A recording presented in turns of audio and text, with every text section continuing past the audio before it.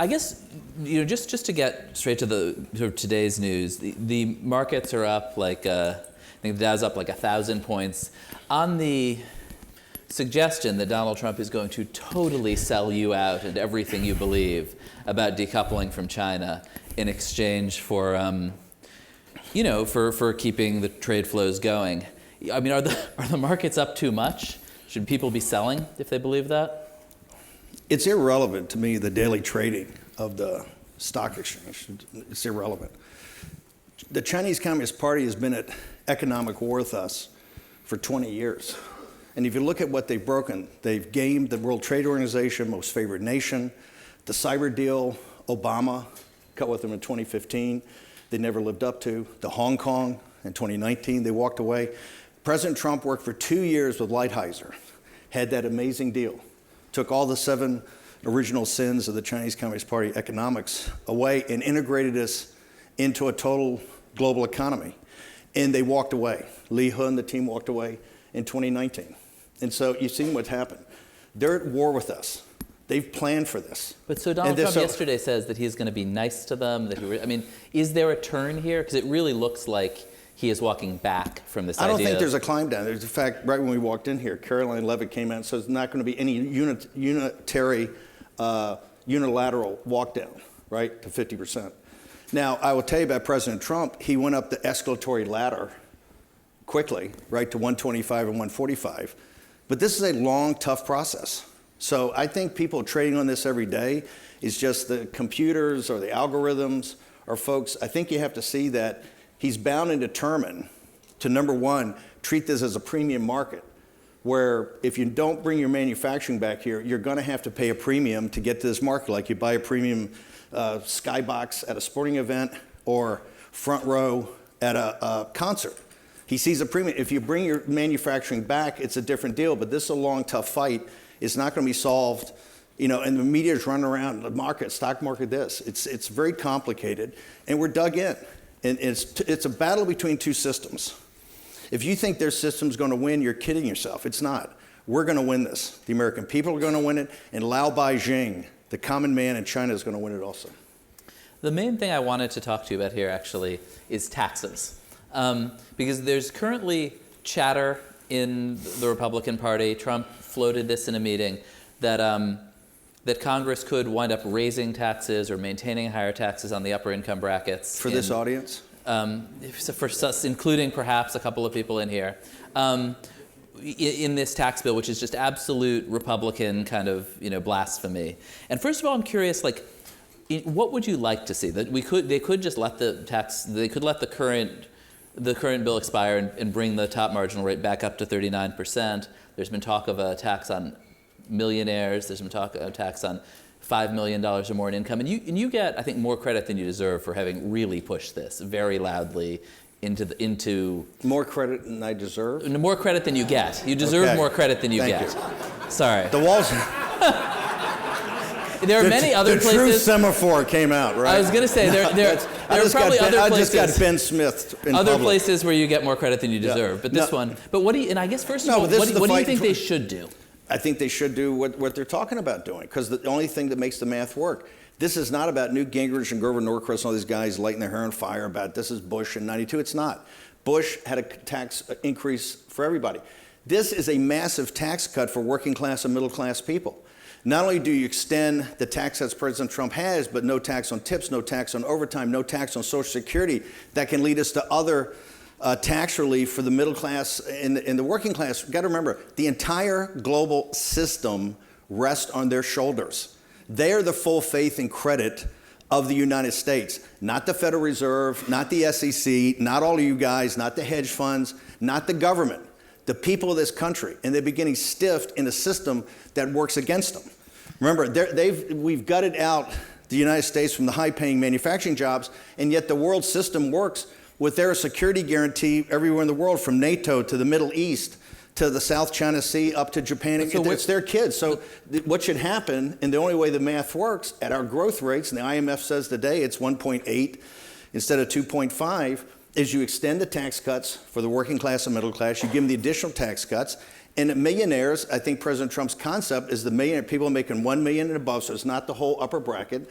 They increased to 40%. And I think the tax foundation's got up on Bloomberg right now. That's about $400 billion over 10 years. So it's $40 billion a year.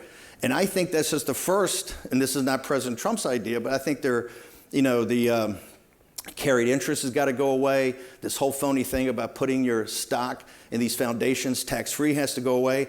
I actually think there should be taxes on financial transactions. I think there's all types of populist economic policies. And with Dick Durbin announcing he's not running again, I think you see that MAGA is going to be here for a while, because I think he's basically telling you the Senate is not going to flip to the Democratic Party.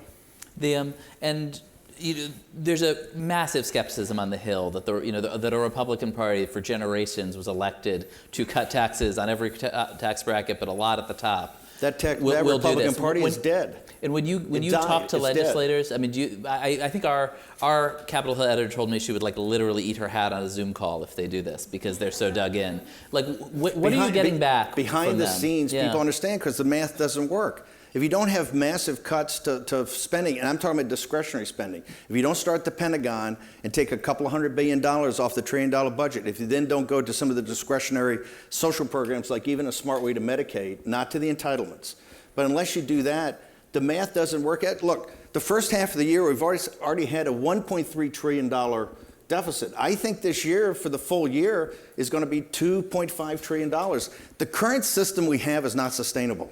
It's just not. We're kidding ourselves. You have to go to an alternative. I think the alternative is budget cuts, and I think you incentivize the wealthy here to get their lobbyists to start getting focused on budget cuts, and it has to be tax increases on the wealthy.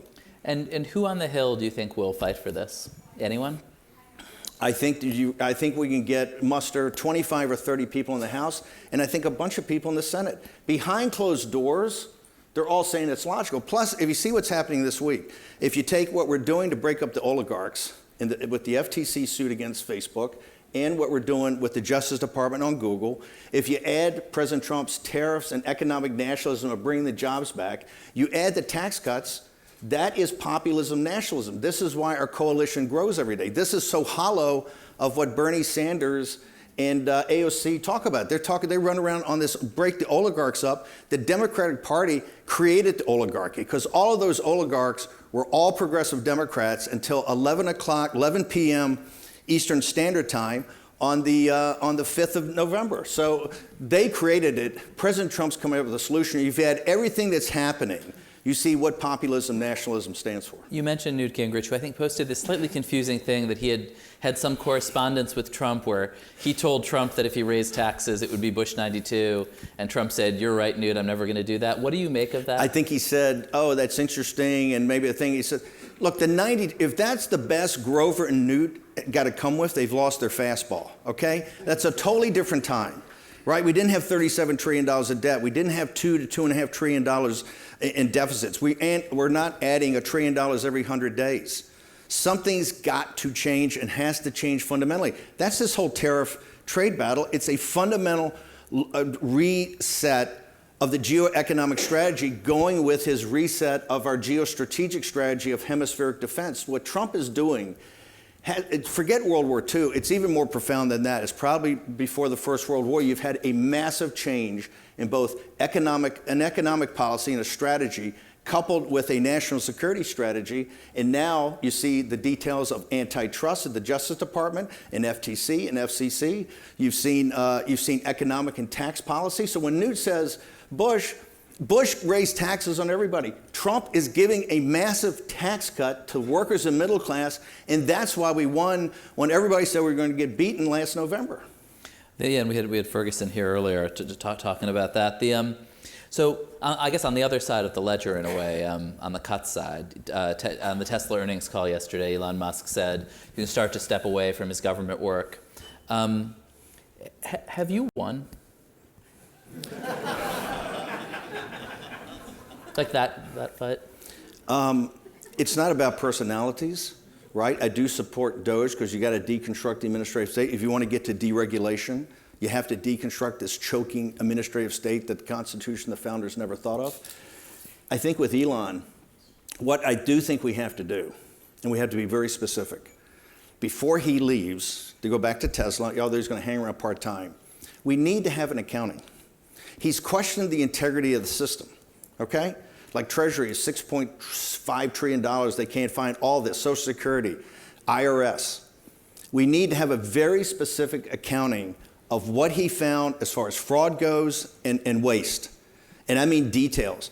Treasury's got to sign off that, OMB's got to sign off, and every department head. We need to know exactly what he found, because he went from $2 trillion a year to $1 trillion a year to $150 billion next year with nothing this year. None of this makes sense. The cuts you've seen that have been announced are programmatic. Whether it's USAID or DOE, that's a totally different thing. So I think you have to do that. And also, I think we have to have a letter of certification that not one data set or piece of data of the United States government or citizens of this country are withheld or held by anybody, or any copies held, except for the Trump administration and the U.S. government. And that has to happen, I think, in the month of May. And sounds like you don't trust him not to take data. Trust, but verify. And just more broadly, though, it sounds like you're saying the DOGE basically failed to find any cuts. I think what they did, and as you say, cutting USAID, cutting some people DOE isn't that. They were a blunt force instrument, I think, and you've seen some layoffs, et cetera. I think it's what the administrative state needs. The administrative state is choking us down competitively, right? This whole thing runs, read the book Abundance, and not me saying this, Klein says it. The Democratic Party and the administrative state became so focused on process and not on outcomes. We can't continue like that. So I think in that regard, he came in as a blunt force instrument against the administrative state, not so much the deep state. Remember, we were our show, and we would keep saying, you got to go to the Pentagon. You got to go to the Pentagon. You can't be serious. If you're talking about waste, fraud, and abuse in our system, unless you're in the Pentagon, finding out how it really operates. And remember, they've been there 10 weeks and nothing. Okay, nothing. So well, some things happened in the Pentagon. Yeah, but not related to well, the Chinese briefing, the war plan, but not related to DOGE. Look, what they're trying to do is important for all of us. We want to make sure we get the fraud out. We want to make sure we get the abuse out. We want to make sure the waste, but that's treated like some magic wand. It gets the hill off the hook. The country, we don't have any easy choices anymore. Remember when they talked about OMB, where the money was in the meltdown? Our choices narrow every day, and here's why. The global bond market gets a vote. The bond market turfed out the trust government in the United Kingdom, right, by doing a Reagan-type tax cut and not giving the numbers of what it really meant.